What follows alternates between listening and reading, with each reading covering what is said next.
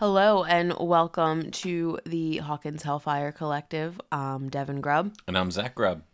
And today we are going to be talking about Season 4, Episode 4, Dear Billy. Part 1, because we have a lot to say. Yeah, I have like 6 pages of notes. Yeah.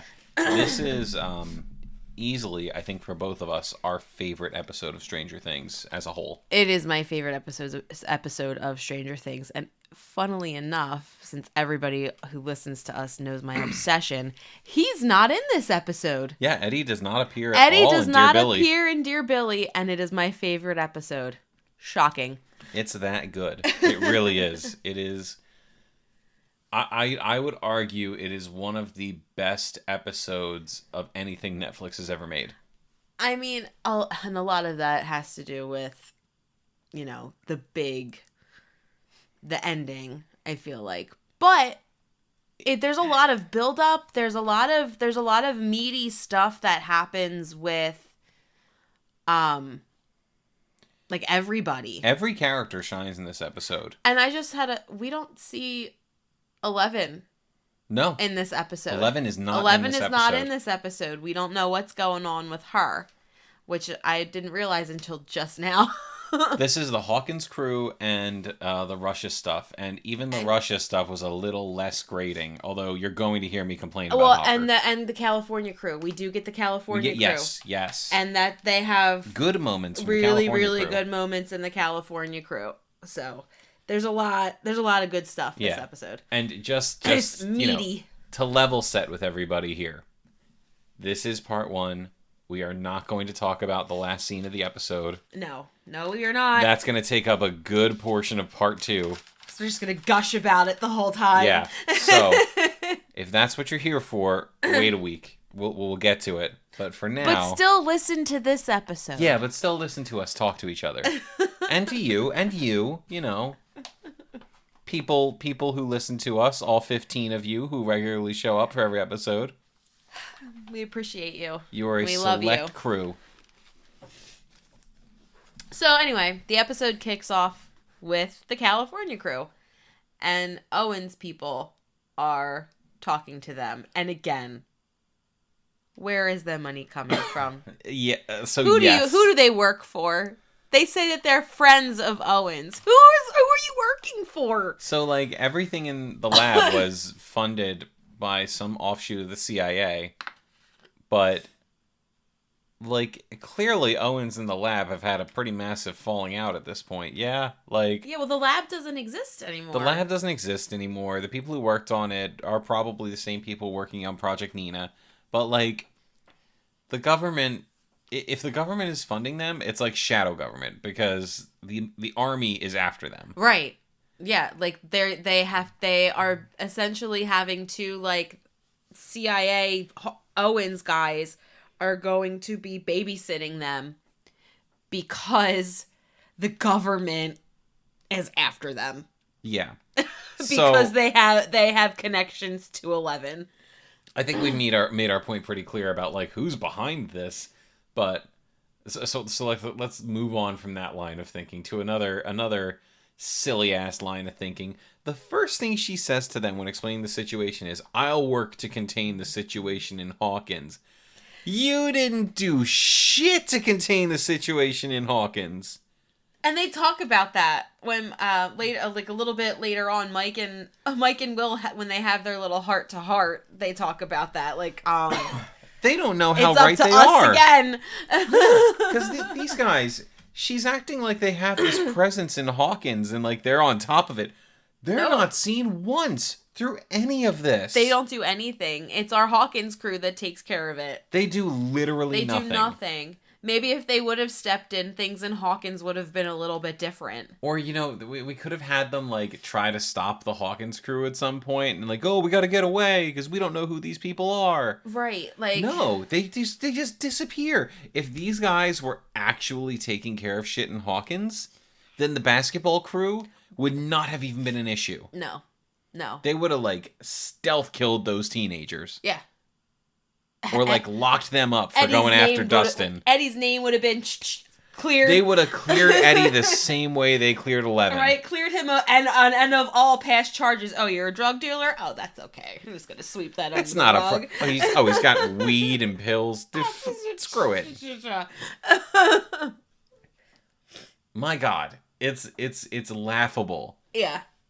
Like, is that just a throwaway line? Were they just trying to placate the kids? Yeah, that's like I really think that that's what it is. Like they're trying to be like, oh well, we'll take care of it. You don't have to worry about it. But it's like, you do know the group of kids that you're talking to? Like they're the same ones who got involved with every single thing that happened.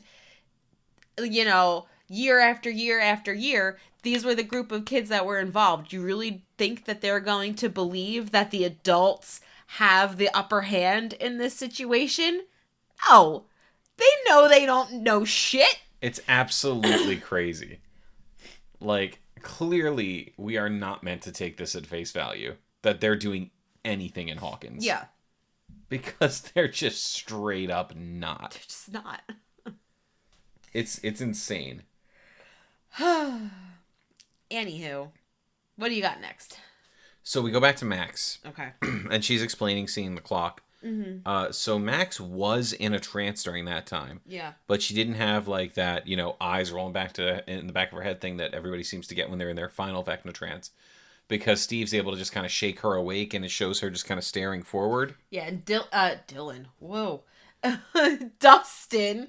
A little-known character, Dylan. You have to read the side stories in comics to know about Dylan. Dustin is the one who says that she was, like, in a trance. Because they, like... Yeah. That's kind of how they know what to look for. Later on. Yeah. And I think this is also where we get some confirmation about Vecna's curse. And his timeline of things. 6 days. Yeah. That's kind of what we That's what we were able on. to put together. Yeah. So, I'm going to throw this out there again. It does not take 6 days to kill Basketball Kid. No, it doesn't. It really doesn't. We are on day 2. We're on and I'm day pretty 2. sure he dies in either day 3 or 4. I think it's... Is it end of day 2? I think it's the next episode. So that would be the end of day 2. It's whatever day, whenever they have the Chrissy's funeral is the day that they chase Eddie on the lake, and that's when that happens. So it might be episode 6. And I only say that because of what happens with Nancy. Because the start of episode 7 is Nancy with the Vecna thing. So that's why I think maybe it's 5. I don't know. It's definitely not 6 days. I think at max we're looking at 4 days. Regardless of, what episode this happens in, it's not that. It's soon. I really think it's I think it's 5. I think it's episode 5. The end of episode 5. I think you're right. Yeah. And then Lucas is on the right side of the law again. Yeah. I could have killed you. I could have taken you out with this thing. The king of the improvised weapon. Yeah, Steve, master of the improv weapon. He's just walking around with a whole ass lamp ready to go. I'm gonna take you out with this. God damn it, Sinclair. My next thing is about my bestie. I don't know if you... Erica? Yeah. Yeah. So, Erica's in full-on turbo nerd at this point. She's and painting minis. She's got a magnifying glass, set up so that she can paint her minis. Anybody who paints minis will tell you that's the way you got to do it. I know. I've painted them with you before, and it's a pain in the ass. It's very difficult without, the right tools. I don't own any of that stuff, but I know people who do. You need to have those, really skinny, fine tip paintbrushes to do it, and then if you're trying to go real detailed and do highlighting and low lights and stuff like that, you really need... she's got the perfect setup. I mean, you've seen some of the minis that Ross has painted. They're impressive. I've painted one because that's my patience threshold. Yeah. I haven't painted many either. I'm just not that good. But, like, that is the level of nerd that she is at now, and she's, like, just lives in it. Like, yeah, so what? And I'm like, yeah, kid. But Jason, he accosts her. Like, he tries to, like, come into the house. Like, he puts his foot in the door when she's trying to shut it. Yeah, of a child. I hate him. But she doesn't take his shit. She's just like, I don't give a shit who you are. Like, he's like, do you know Dustin? And she's like, do I know Dustin? I've bled with him. Whereas, like, in the previous season, if someone asked her if she knew Dustin, she'd be like, look, he's my brother's friend. Right. No. She's like, no, yeah, I know who he is. I bled with him. And you want to know where my brother is? Well, when you find him, can you tell him that he owes me whatever? He owes me money for not telling my parents where he is. Right. Or, like, that he's, like, off goofing around. Also, we get to see when he gets back in the car, basketball kid's popping Advil. He's taking Advil. Yeah, that I didn't write that down, but I did take notice to that. Yeah. He, and that's basically the headaches have already set in. Headaches have already started. And, well, doesn't Max says something about that? Yeah, like that's a symptom. It's a sign. Starts with the nosebleed, then the headaches, then the nightmares, then, like, the hallucinations. And then they have the hallucinations. And it's like boom, boom, boom. But he's just like, he's getting sped up. His is like, oh, you just got a nosebleed? Well, here's a headache. Yep. Yeah, Vecna's not screwing around with this one. And then we have another lovely little Steve and Dustin moment. You know, some humility every now and again. Humility now and then wouldn't hurt you. We do you some good. He's like, I'm sorry, I know. But, like, Steve is actually... People sleep on how smart Steve actually is. They do. Because... He raises some good points in this scene. He does. Like, I mean, yeah, the start of that joke is him being like, none of this makes sense. And Dustin's like, of course it makes sense, blah, blah, blah. And he's like, no, dude, like, this doesn't make sense. Like, why would this be happening? Dormant for 30 years? Why would it be dormant for 30 years? Why is this person involved? Like, none of this actually fits together. And it's a really, like, salient point because all of that gets explained later, and it all comes together. Yeah. And Steve is the only one who seems to be saying out loud, we don't have all the pieces to this yet. Yeah. Like, even if this guy is connected, it still doesn't fit. Yeah. But nobody wants to take him seriously, because, you know, he's the dude with the hair. Steve is more than his hair. But he's more than just his hair. Only a little. Because that hair is 95% of the character, but... I love Steve. Steve was my number one for so long. I know. I mean, if we're going to be real, Steve's my number two. Dustin's my number one. Dustin's my boy. Now Dustin's your number two. No. As much as I love Eddie's still three, and I hold Steve and Dustin have a very special place in my heart. Look, you can lie to the people on the podcast. You can. You can't lie to me, hon. How much Dustin merch do you own? How much Steve merch do you own? One shirt. I have a Steve shirt. You have the Damn Fine Babysitter shirt. Yes, I do. That's it. Damn good babysitter. You're crossing over into Twin Peaks land here. It's not really that much of a jump, but okay. I will not name the number of how much Eddie/Hellfire merchandise I have because I do not know. It's in double digits. It's in double digits. Yeah, that's all we need to know. That's all you need to know. Anywho, Nancy and Robin get the idea to go to Penhurst to visit Victor Creel. Not to be confused with Penhurst in Pennsylvania. Yeah, because that's where we are. That's where we are. We're at Penhurst. No, well, sometimes it feels that way. No, because at first, when we first watched it, I was like, oh, they're going all the way to local? Pennsylvania? But then I was like, they'd never make it in time. Yeah, that wouldn't make any sense. They're in Indiana. Somebody on the Stranger Things team was just like, yeah, that's a good name for a mental hospital. So we're gonna take that. Give it. And Steve wants to come. Poor Steve. Oh, but he's always the babysitter. He's always the goddamn babysitter. But during this whole thing where Nancy's trying to find Robin clothes and Steve's, complaining that he doesn't get to go, Robin is snooping around Nancy's room, which, you don't think anything of at the time, but it comes in handy. And Robin is very smart and, she's got that ADHD brain, which retains a lot. And she was looking at Nancy's tapes, and it comes in handy later on in the season. It's a good thing because she remembers what she saw. It's a good thing that it does, because if it didn't, it would actually be a pretty annoying scene. Because it's Her another snooping around the room. Yeah, it's another one of those examples that we've seen of Robin's character being kind of more ditzy. Yeah, like she's the ditzy like, blonde. Oh my god! Yeah. Oh my! There's a tiny ballerina in here. Yeah. No, yeah. shit, Okay. It's a music box. Robin, like, you're incredibly smart. Why is your character acting like this? It does come back in a way that matters. But it comes back in a way that matters. So it does. I don't think that excuses it, like the way she's being written. But it's good to know that there's at least a reason. Yeah. Murray doesn't have to be in Alaska. No. But there he is. Yep. Because you can count on Murray.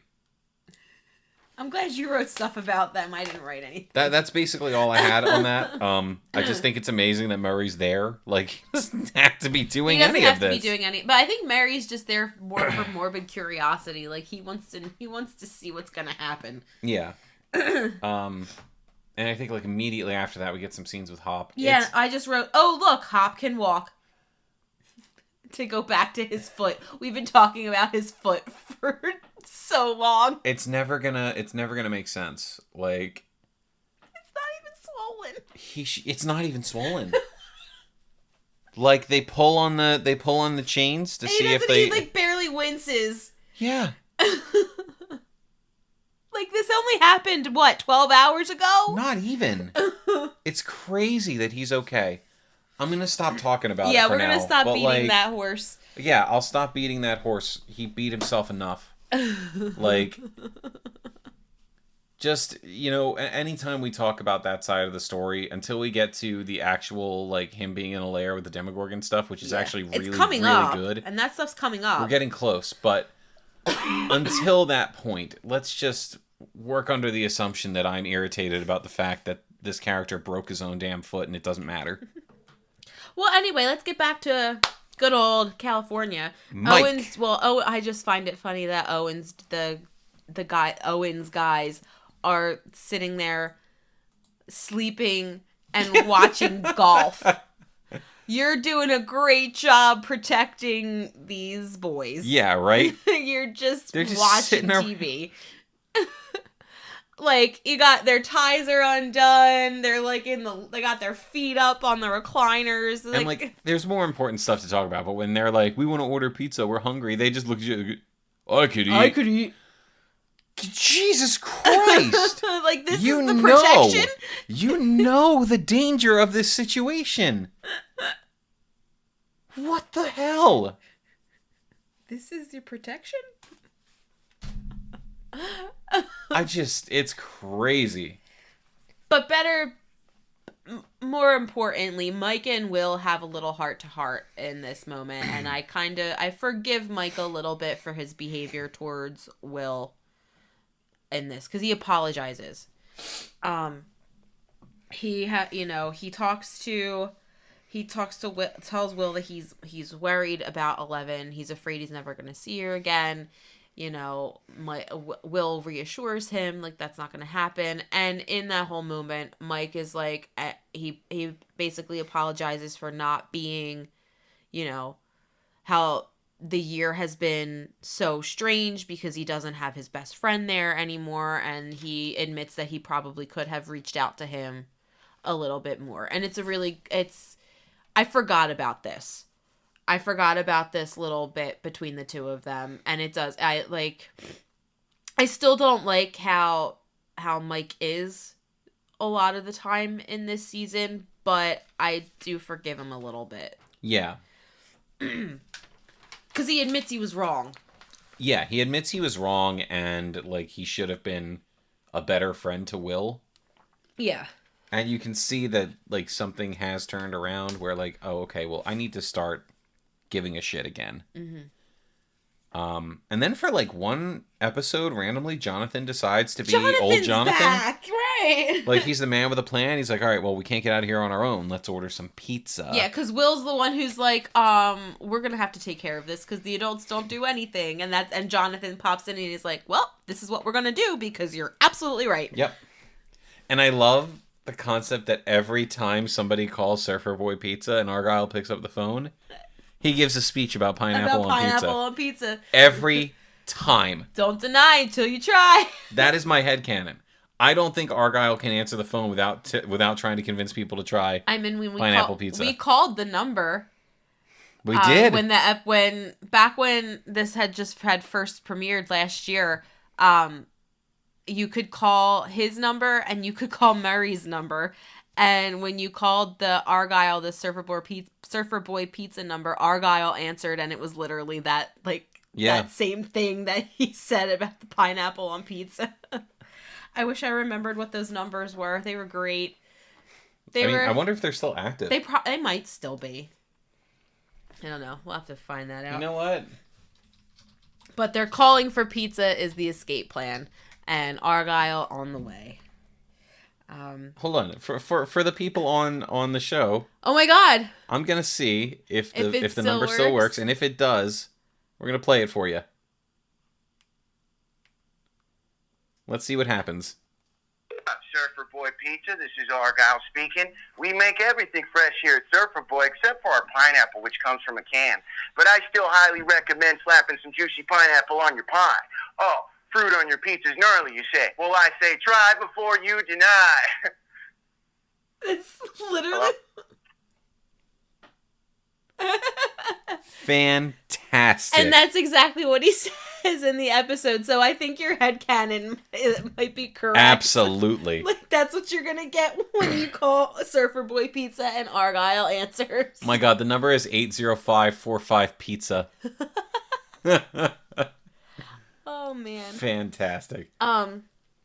So after they hatch that plan, we go back to Hawkins. Yes, and we didn't mention this before, but during that scene with Lucas, Steve, and Dustin, Max is writing letters. Right, she's writing letters to everyone because she's afraid that she is not going to make it. And she makes Steve, Dustin, and Lucas all leave because she does not want to spend her final day in the armpit that is Mike Wheeler's basement. Yes. And I just love that description of his basement being an armpit. I just want to call things that I think are terrible armpits now. That's fine. I think that's a great idea. Right now, people, Florida is the armpit of America. Florida is the armpit of America. Except for Disney. Disney's its own little bubble. I'm a Disney person. I'm sorry. There's nothing wrong with that. Don't apologize. So I did like that Max trusted Lucas with the letters for Elle, Mike, and Will. Yeah. Like, of everybody she has completely cut Lucas out. But out of everybody in the room, he's still the person she trusts most to make sure that those letters get where they need to go. Because she didn't cut him out because she stopped caring about him. She cut everybody out. She still loves Lucas, and that's, you know she does. Yeah. And I think that's why she trusts him the most. Definitely. And then from there we're with Nancy and Robin. We're at the asylum. Right? At the asylum. Where Robin's manic improv really pays off. Yeah, it's a little glimmer of our old girl coming through a little bit. A little bit. There's still a little desperation in there that seems out of character, but they are putting on an act. The beginning of it is not like her. The second part of that whole speech where she's talking about Petey McHugh, and that's totally the old Robin. That fired up feisty, like that's but like our Robin. the I'm uncomfortable. I'm uncomfortable. This bra is scratching me. I'm like scratching. I can't breathe. This is not the same woman that spit on a German soldier. Right. The second part of the speech is the same woman who spit on a German soldier, or not German, Russian soldier. Did I say German? I think I did. I don't know. Russian. I apologize.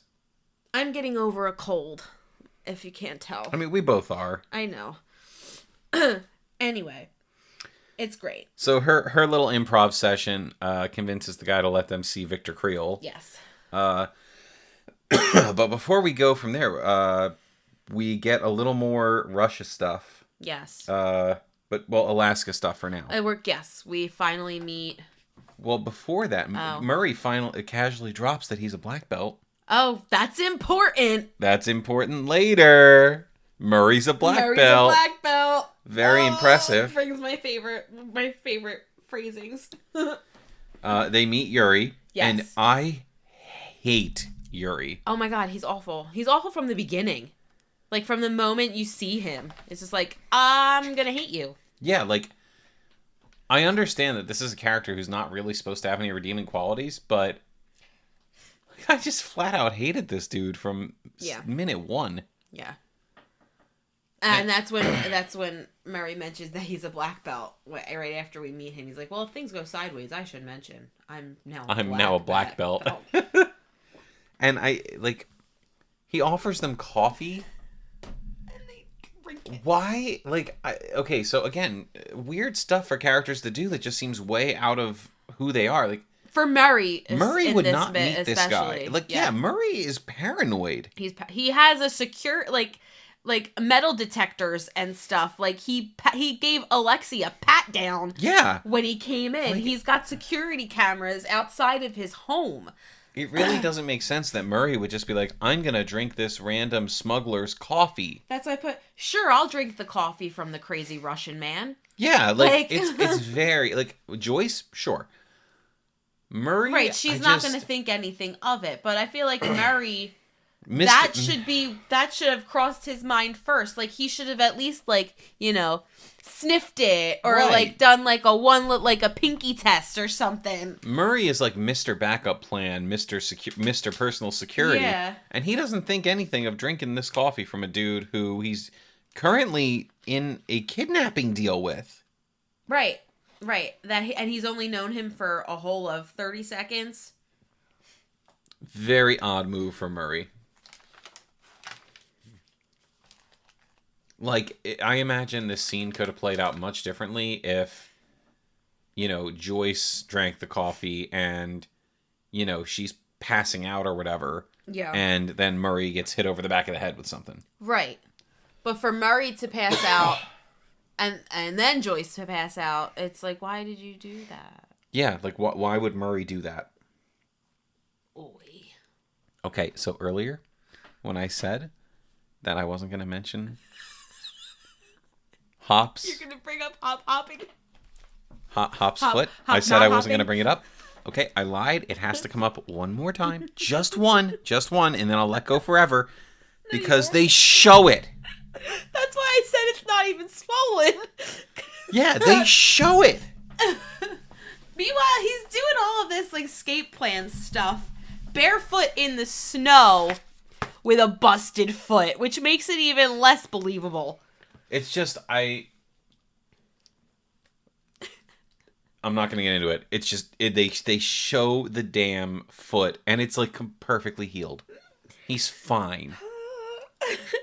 Ridiculous. I do want to the fight is really cool. The fight is cool, and Dmitri, the Russian guard who is in the deal with Hopper, yes, has been rooting for Hopper from the beginning. Yep. And I feel like that's what makes you like him. That's what makes you that's what you normally that's you the wouldn't. Difference. That's the difference between him and Murray. Not Murray. Yuri. Him and Yuri. Right. Like, you don't, he's one of the Russians. Like, he's a bad guy. But actually, you like him. You turn around to him. And that doesn't start, down the line. It doesn't start after you get his backstory or after you find out that he has a kid. It starts here. It starts immediately. When you see, when he, you get that they have like a camaraderie or whatever. There's a rapport. But here you can see that he has been rooting for Hopper, because when Hop is trying to get away, he is watching, and you can see in his face, he's just like, "Go, you crazy American! Like, Yeah, like, go, get it!" Like he wants him to meet his goal. Even though he's already said, either way, I get paid. Right, he gets paid either way, so it really doesn't matter. So if he's gonna get paid either way, why does he need to root for him? He doesn't. He's got the $40,000. Yeah. You know what I mean? Or does he? Or does he? Oh, Yuri. You know what I mean? But like, he genuinely wants to see Hop win. Yeah.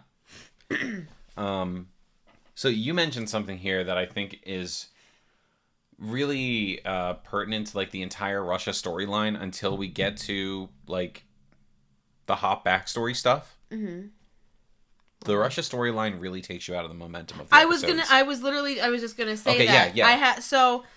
I credited you in my notes with that. Thank you. So we were sitting and watching it, and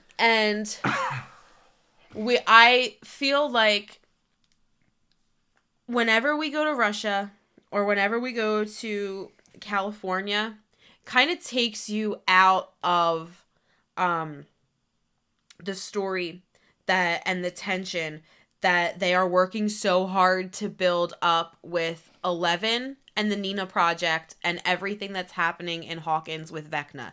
Every time you are with 11 or with the Hawkins crew, it's just like this constant build of what's going to happen, what's going to happen, what's going to happen. Stakes are raising. It's like, whoa, oh my God. And then we go to Russia and it's like somebody pops the balloon.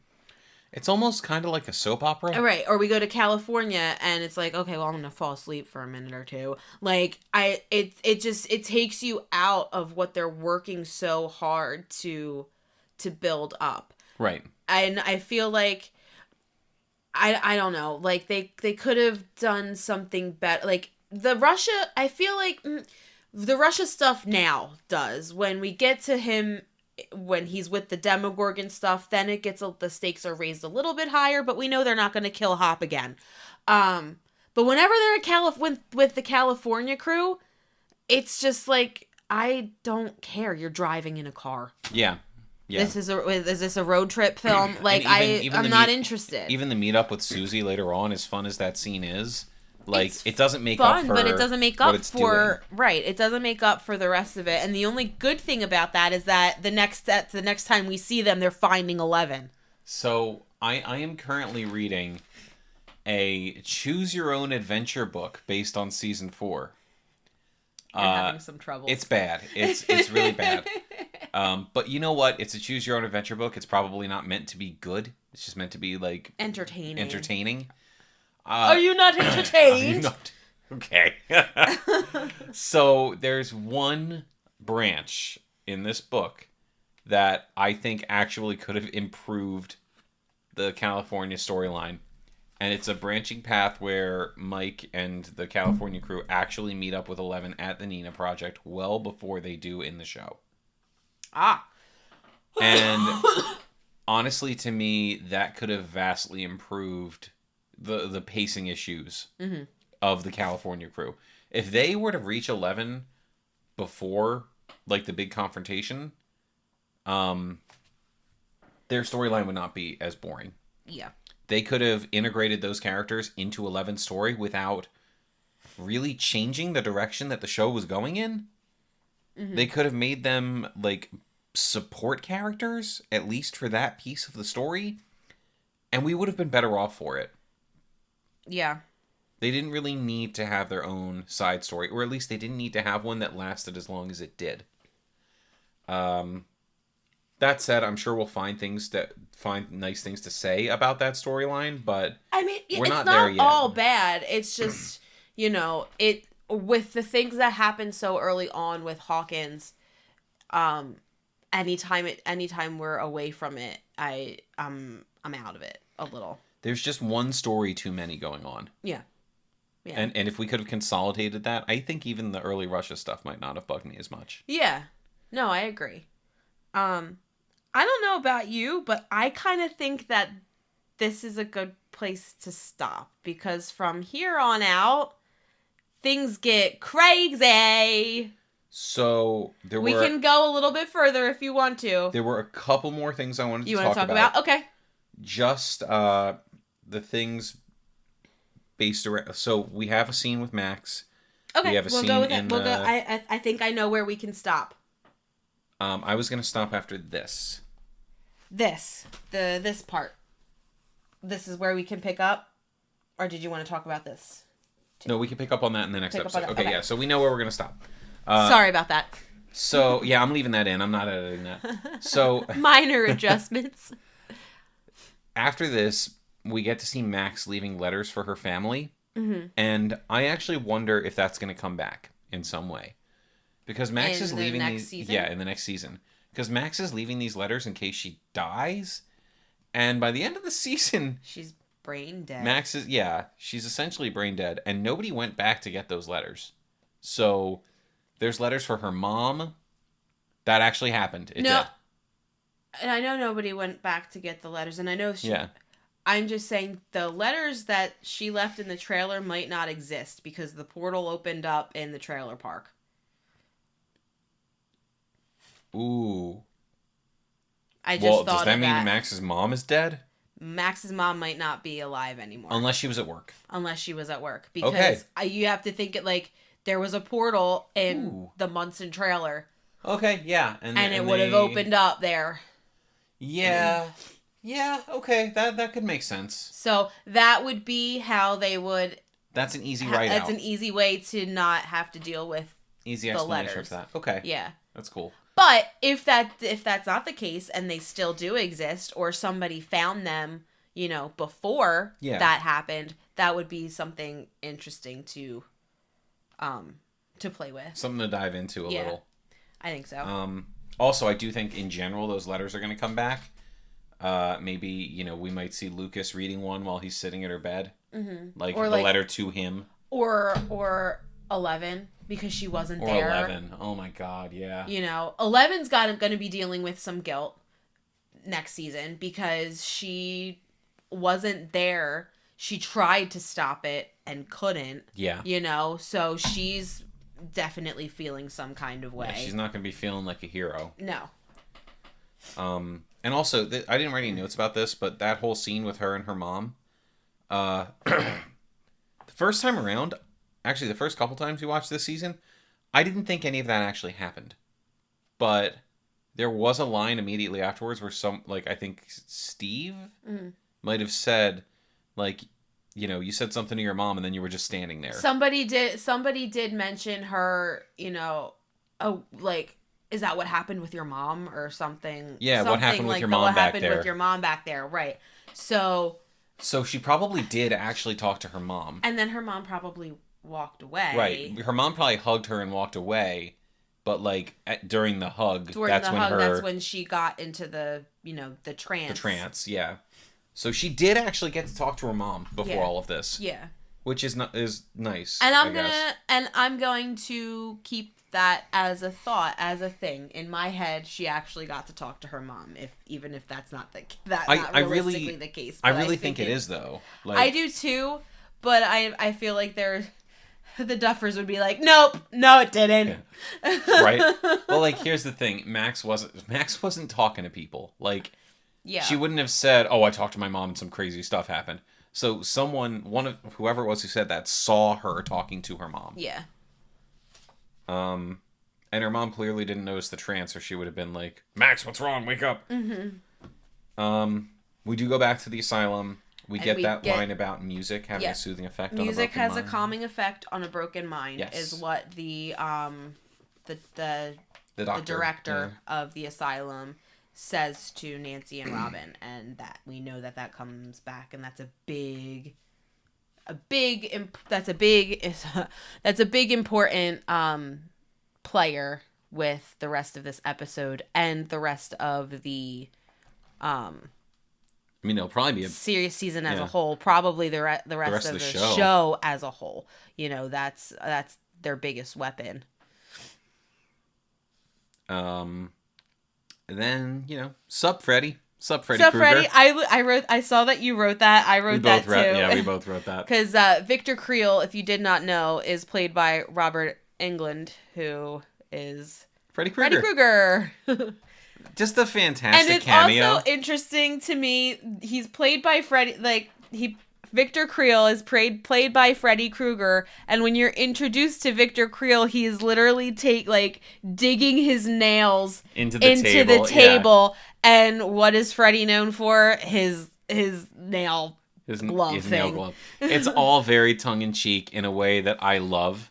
Well, we were talking about that earlier. Like, this whole season is definitely, very, or at least Vecna is very Freddy Krueger-esque in the sense that he kills you in your dreams. I mean, he's even got the giant claw hand. Yeah. It's an homage. It's absolutely intentional. But that's also what we love about the show. Like, they do that. Yeah, I'm not complaining. Yeah. No, I know you're not. I'm just saying. It's lovely. It's lovely. It is. As an avid horror movie fan, it is lovely. Do you know that the first time that I actually saw the first Nightmare on Elm Street was the year our daughter was born. Really? Yep. I had never seen it before.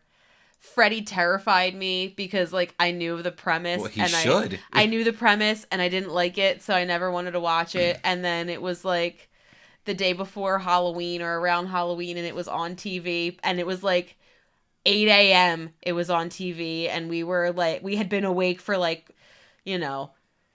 hours already, and I was like, let's watch some Freddy while we eat breakfast and our infant daughter sleeps. Didn't we end up watching a few Freddy movies? We watched a couple of them. They were marathoning it on Sci-Fi that day or whatever. So I watched Nightmare on Elm Street 1, 2, and 3 all at once. Yep.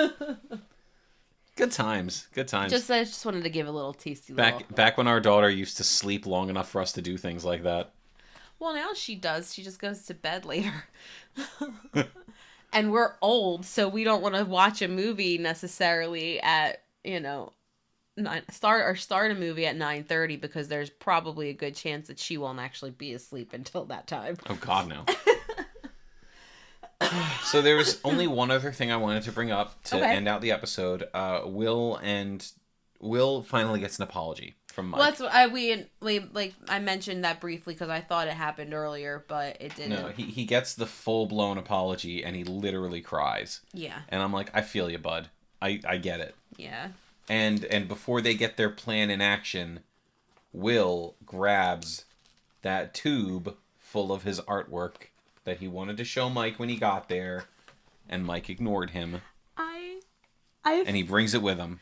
I feel terrible because when we were first watching it, I kept thinking, it just reminded me of in Wedding Crashers, I call it Celebration. Oh my God. I mean... And that's just what it made me think of. The first time we watched it, I was like, "Oh, what did you do, Will? Is that your celebration?" Oh my God. I'm gonna be honest. I also thought it was something a little less innocent than it ends up being. Yeah. I didn't think it was gonna get crazy, but no, the final reveal of that is oh, Will, that's all you wanted to show him? That's really cool. Okay. But we are going to pick up the next episode on where that scene goes, because it's one of the coolest shots in the show. Yes. And basically, from that scene on, everything in this episode high octane. High octane. Notice it's high octane, moves quickly, and where do we not go back to? Oh, actually, no, we do. Never mind. Russia? We do go back to Russia, and it's well-paced. It is. It's very well-paced. But yeah, everything that happens from where we're going to pick up with for part 2 on, it's boom, boom, boom, boom, boom. You don't know where to turn, where to look, where to go. Oh my God, so good. He's making moves. Fat beats over new shapes. We're bobbing and weaving. We're like Lucas playing basketball. We're going crazy. Okay. I feel like this whole episode was just a preview for the next episode.